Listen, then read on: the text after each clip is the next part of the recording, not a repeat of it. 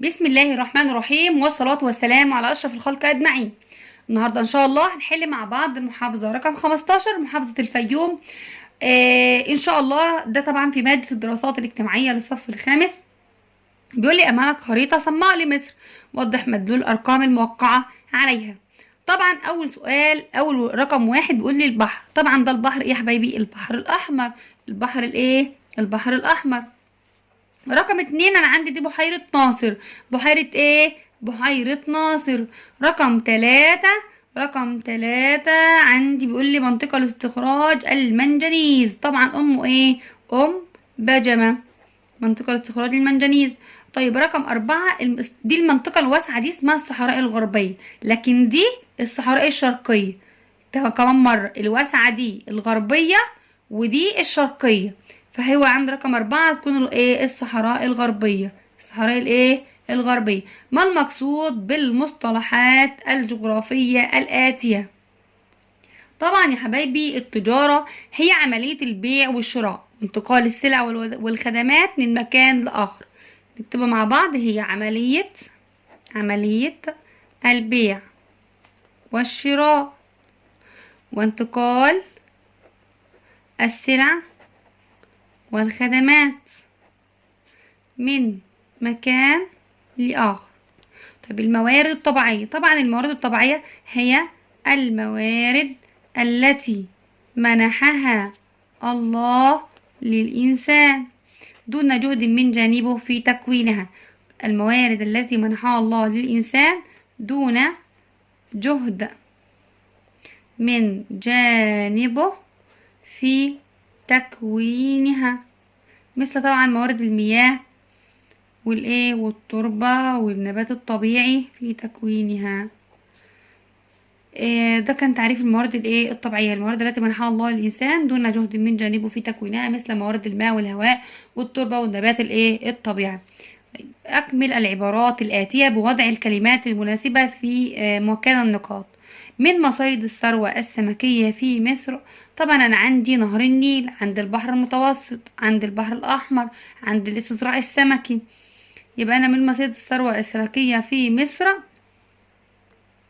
فطالب مثلا يكتب هنا البحار مثل البحر الأحمر أو المتوسط، وطالب تاني يكتب لي الاستزراع السمكي.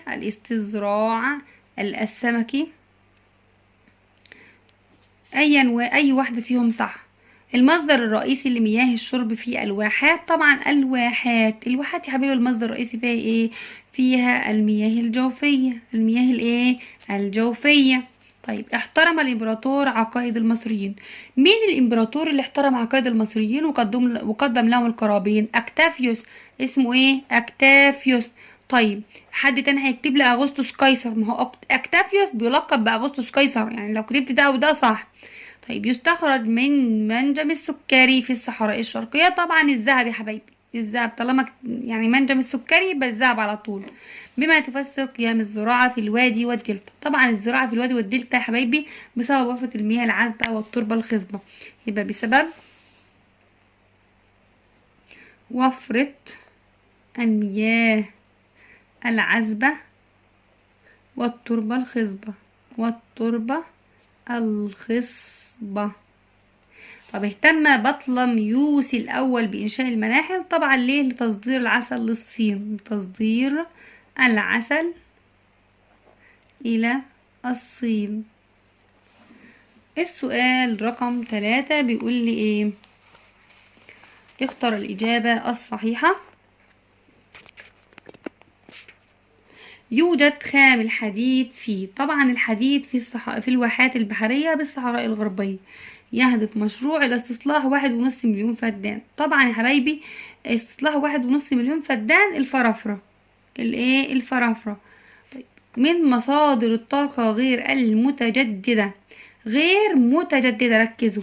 البترول من البترول من مصادر الطاقة غير المتجددة، والفحم والغاز الطبيعي برضو من مصادر الطاقة غير المتجددة، وكمان الفحم. يبقى كل ما سبق. يعني ركز، مش مثلا اول ما عيني تنزل على البترول فكون اروح معلم على البترول. طب عيني نزلت على الغاز الطبيعي فاروح معلم على الغاز الطبيعي. انا اقرا الاجابات كلها ممكن يكونوا كلهم ايه؟ صح. يعرف عصر الامبراطور بعصر الشهداء. طبعا عصر الشهداء ده يا حبايبي كان عصر الامبراطور دقلديانوس. طيب ما النتائج المترتبة على إقامة مشروع مترو الأنفاق؟ إيه اللي ترتب عليه؟ أدى ذلك إلى الربط، أدى ذلك، لو خدتوا بالكم من السؤال ده كان في المحافظة اللي قبل كده، أدى ذلك إلى الربط بين مدن إقليم القاهرة الكبرى. يبقى أدى ذلك إلى الربط بين مدن إقليم القاهرة الكبرى اللي هي إيه؟ القاهرة والجيزة وشبرا الخيمة وشبرا الإيه؟ وشبرا الخيمة. كمان مرة النتائج المترتبة على إقامة مشروع مترو الأنفاق أدى ذلك إلى الربط بين مدن إقليم القاهرة الكبرى، مدن إقليم القاهرة الكبرى اللي هي إيه؟ المدن اللي هي إيه؟ مدن إقليم القاهرة الكبرى، طبعا القاهرة والجيزة وشبرا الخيمة. طيب معركة أكتيوم البحرية، إيه النتائج المترتبة على معركة أكتيوم البحرية؟ طبعا هزيمة كيلوباترا وإيه؟ وانتحارها، وطبعا أصبحت مصر ولاية رومانية. أهم حاجة أصبحت مصر ولاية إيه؟ رومانية. طبعا هزيمة كليوباترا وانتحارها طبعا وحليفها هي وحليفها مين؟ أنطونيوس. طيب اكتب كلمة صواب أو خطأ طبعا أمام العبارة. الخطأ يعتبر النقل الجوي أرخص أنواع النقل. طبعا حبايبي خطأ، لأن النقل الجوي ده أغلى أنواع النقل، فأنا هكتب أشيل يعتبر النقل الجوي أرخص أنواع النقل. طب هشيل كلمة أرخص واكتب أغلى أنواع النقل، وممكن أشيل خالص النقل الجوي وأحط النقل الإيه؟ النهري. طيب دخلت المسيحية مصر على يد القديس مرقس. طبعا صح يا حبايبي. نهر النيل هو المصدر الوحيد للثروة السمكية. طبعا خطأ، ده أنا عندي استزراع سمكي وعندي بحار وبحيرات، يعني عندي حاجات كتير غير نهر النيل. نهر النيل طبعا صناعة الغزل والنسيج من الصناعات التحويلية. طبعا صح.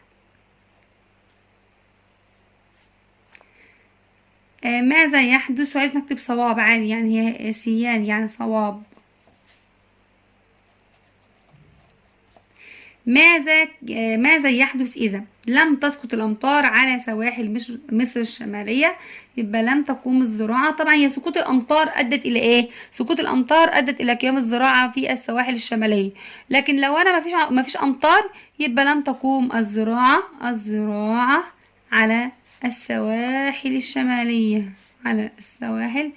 الشمالية لمصر.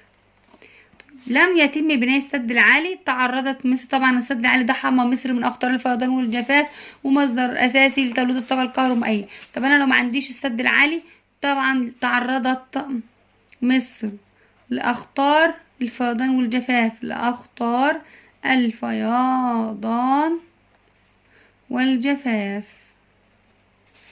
دي كانت المحافظة رقم 15. ان شاء الله نحل مع بعض بعد كده المحافظة رقم 16 محافظة سوهاج. اتمنى تكونوا استفدتوا. ما تنسوش الاشتراك في القناة وتفعيل زر الجرس على الكل عشان نكمل مع بعض باقي المحافظات في مادة العلوم ومادة الدراسات الاجتماعية. والسلام عليكم ورحمة الله وبركاته.